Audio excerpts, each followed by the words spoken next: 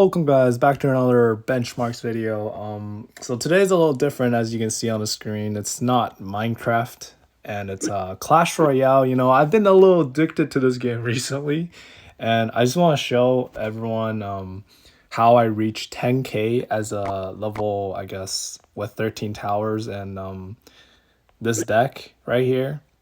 Actually, I'm very close to like 10 point, 11k. I got really close, and then I started going on a losing streak. Yep, that's just how this game goes. And if you play it, you would know what that's like. But what I did was I screen recorded the gameplay, but there's no audio, so I guess I'm just gonna be like talking through it, and hopefully that's not too boring. So yeah, you can see on the screen here, I'm going through the logs, and this is the game where I reached 10k trophies against some no-name clan. It's literally called No-Name Clan. And yeah, I'm actually just going to talk about some of the things that happened recently, I guess, over the background while we go over this little gameplay here. But basically, I haven't posted in the last, like, what, half a year or so. I believe the last video was about me talking about struggling to find an internship. And guess what, guys? I have an internship, and so I guess it took me about 4 months to get to a point where I think I'm kind of comfortable doing stuff outside of my internship. And yeah, I guess that's why I'm making this video, because I have the time and mental space to kind of start creating more things on the side. And I guess like I also went on a little break over the summer, traveling around and just visiting family, and overall just like having fun and just taking a break, because I feel like in the past 3 years I've been so focused on university, and I never really had the chance to have time to myself. And I think, yeah, the past 4 months has been really enjoyable because I just been taking my time doing that and really getting myself into a proper mental space, which is, maybe why I got to 10k so fast. Yeah, if you guys didn't know, I used to play Clash Royale like so much, like a crazy amount. Back in like when I was grade 6, which was 2016 time, that was like 10 years ago. I used to put so much time into this game, and yeah, I guess now it's full circle back again, and I'm back to playing it. I don't know what it is though, but there's been like a recent uptrend of Clash Royale, and I guess I've been like part of that circle, and I've been playing it. I definitely got influenced by those like Jinxie TikToks and like, I don't know, those gym videos talking about all reaching 10k. And then I think what got me back into it further is like people talking about like reaching 10k as like a accomplishment. I don't know about how true that is today, like if that's still a thing and whether or not it's impressive, but I do know though that not very few or not a lot of people reached 10k using or on like a level 13 tower. Actually, this has always been a thing with me, is because like I'm basically a free to play player, and so it's kind of hard to reach, I guess, or have good car levels. Oh, sorry, I'm not really talking about the gameplay here, but I kind of misplayed there. What I should have done was just ignore the push and then put everything in the pocket and push for the right tower. But I end up winning anyway, so we'll kind of see what happens here. A little about like, yeah, this guy's trying to place his EVO P.E.K.K.A. Oh yeah, speaking of EVO, I guess that's another thing, is reaching 10k on a lower tower level and also reaching without EVO cards. Because EVO cards are literally pay to win. Like, you literally cannot unlock EVO cards unless you like pay. Well, I guess that's not really true, because technically you can get it by, I guess, playing 3 seasons.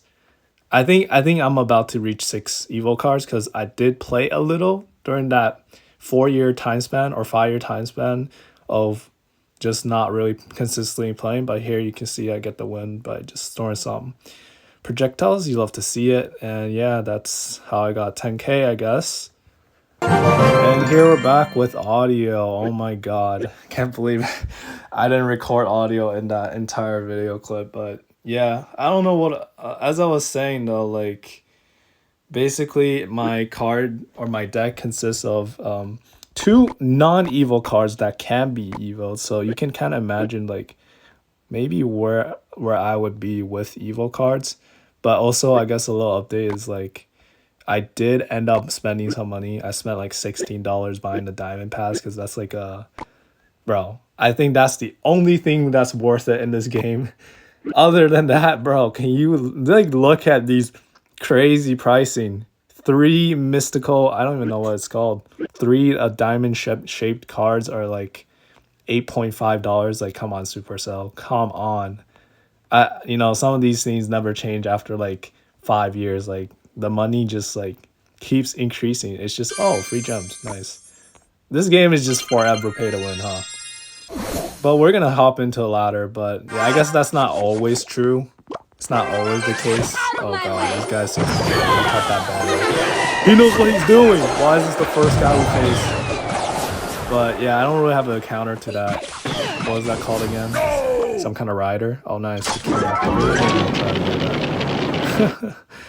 But yeah, like this game, I guess like it's not entirely pay to win. Like honestly, out of a lot of mobile games, Clash Royale is like one of the few games that can actually be played somewhat to a high level without like spending too much money. Like in the case of me, like I don't really spend much money until basically recently, and it's not even necessary. Like if you are good and you're content with the fact that you're gonna use lower level cards, then this is what you're gonna get. Go left side here because he's really long. Elixir. And he's gonna have trouble defending that 3-point push. Yeah, that witch really locked on. Now I have two options. I can go for the king, or I can play it safe and defend. But my deck basically revolves around like coming back. That was a little risky. He could zap, but I placed it late because I knew I had a king. Firecracker though is very annoying against my deck. One, because I have witch, and I guess my arrows does a very good job of like skeleton, and the firecracker walks onto where I want it. Onto the Inferno Dragon, it's not gonna die, right? Yes. And then we're gonna use those skeletons to act as a split push on the king tower, but because of the hidden target, I'm gonna put a pocket. Nice, dog up the vines. Vines is so broken, by the way, guys. Like, I was thinking of switching vines for my arrows, and yeah, vines is so OP. Also, you can see I'm like 2 tiers away from like unlocking tier 90, which is like the final shard I need to get my first ever Evo card. And yeah, you can see here like, yeah, I have like 5 shards, and I plan to use it on the witch. Or maybe the Infernal Dragon, but I think Witch is the right call because I was looking at Reddit and basically everyone was agreeing that Witch is the most broken like evil card ever because it literally heals. And honestly, I agree. Like I was facing every time I face an evil witch, I'm like, bro, this thing is impossible to kill. And so this is kind of unfortunate. Not terrible. But usually skeleton army does a good job, but he does place the ice spear, which kind of messed up the placement of the skeleton army, which is fine. We lost like a couple of hit points, but we're already down to 3,000 because I am level 13 on the tower level. I might have placed the witch too soon, but it's fine. We can go with the balloon here because he placed the cannon a little too far into the center. It's not going to reach the. If I arrow out, which is going to take quite a bit of damage. I think this guy has Hog, but he does have a pretty interesting deck. He has Goblin Arrow, which is not really common. And we do kind of take out the tower there. Hulk, yep. So if he places like Firecracker, I'm not sure what kind of deck he has then. Kind of interesting. I'm gonna use Dart because Dart will be semi of a push. Once he kills this, he's gonna have to deal with it. It's probably not gonna let it free. Yeah, archers.